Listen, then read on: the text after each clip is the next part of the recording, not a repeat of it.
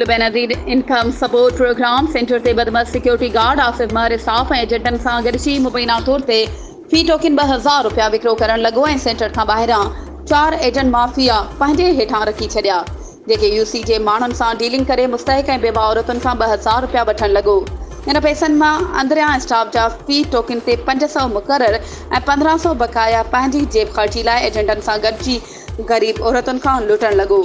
उन मौक़े ते मुतासिर औरतुनि ॿुधायो त सिक्योरिटी गार्ड जो कमु गेट बंदि करणु ऐं खोलणु आहे ऐं हीउ सेंटर जो मालिक बणियो वेठो आहे। सिक्योरिटी गार्ड आसिफ महर रोज़ानो सेंटर जे स्टाफ खे 3000 जूं मानियूं खाराईंदो आहे ऐं यूसी वाइस सिर्फ़ु नाले में आहिनि।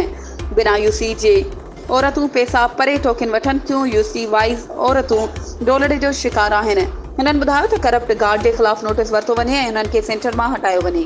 वधीक ख़बरुनि ऐं अपडेट्स जे लाइ असांजे चैनल खे सब्सक्राइब कयो ऐं हा, बेल आइकन खे प्रेस करणु न विसारिजो त जीअं असांजी हर नई अचण वारी वीडियो तव्हां ताईं पहुची